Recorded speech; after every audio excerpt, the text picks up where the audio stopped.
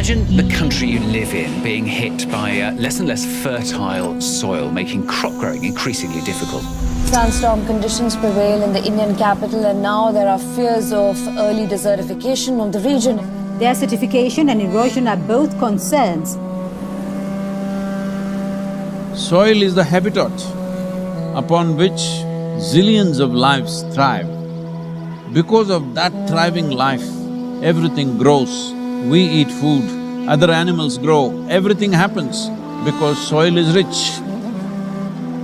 Once there is no richness in soil, then you have forsaken the planet in many ways. We talk of carbon, we talk of emissions, we talk of pollution at various levels. Before all that, we need to address the most important concern, because there is a misunderstanding in the world.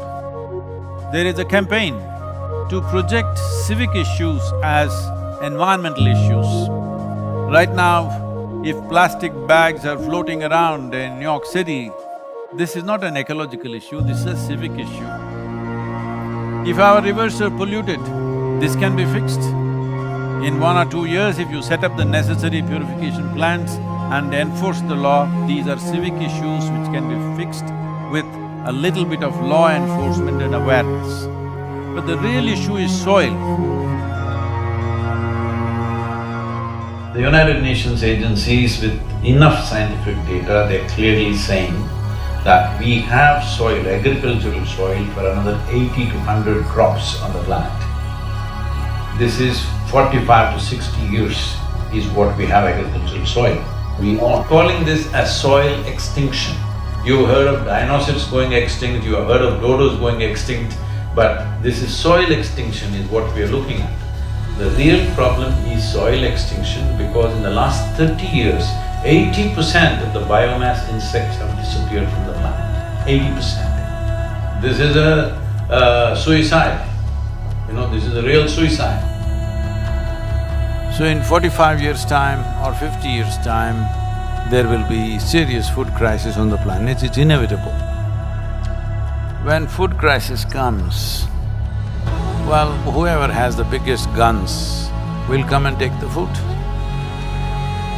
And the chaos and the suffering that we will create for populations around the world is unimaginable. Don't think only the poor people will die. They will kill the rich and rich will die. So this is not to paint a dark picture.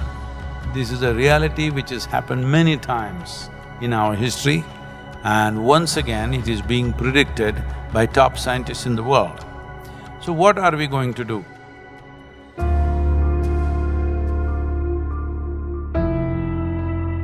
Why is soil going away? Where is it going away?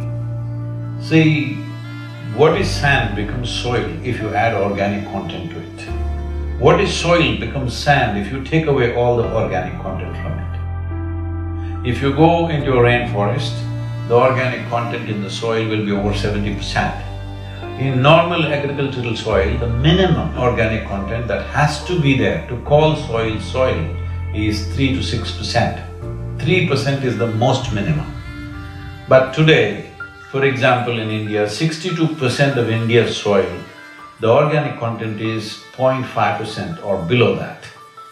So literally we are on the verge of desertification. This is across the world, this is not in one country.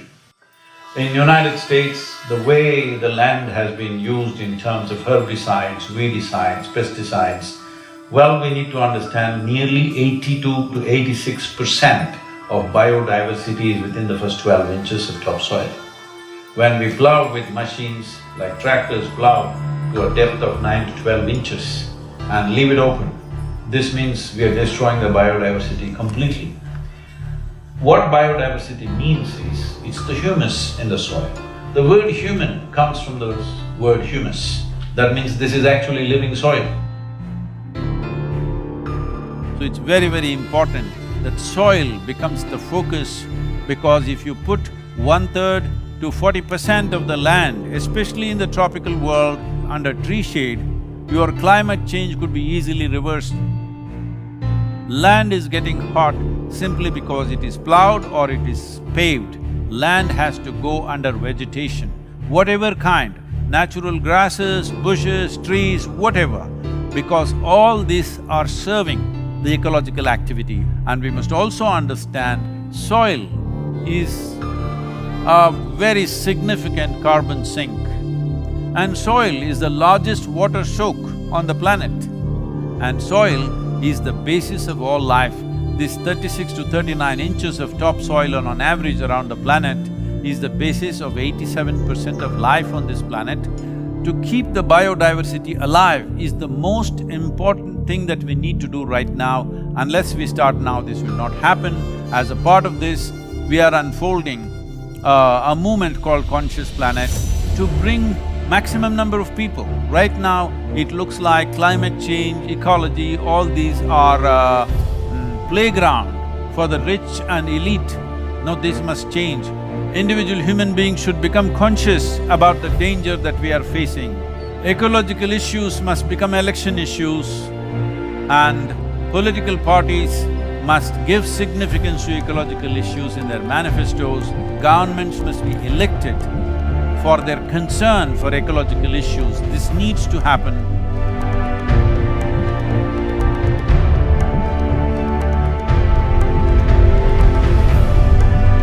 So we are seeing how to bring about a policy recommendation for 192 countries. The rally is starting on 21st of March, which is the equinox day in London. And from London, it's a single lone motorcycle riding through 24 countries, 30,000 kilometers, reaching the Kaveri basin where we are on ground working in a river basin which is 83,000 square kilometers, and 5.2 million farmers work here.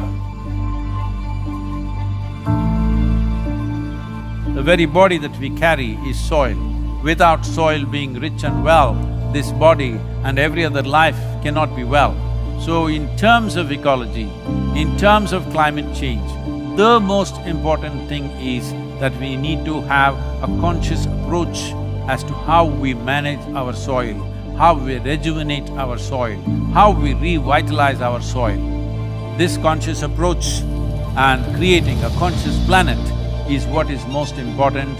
Without involving large mass of people, this will not become a reality because we are democratic nations. Unless people say this is what they want, that is not going to happen. So let's create a conscious planet. Let us make it happen.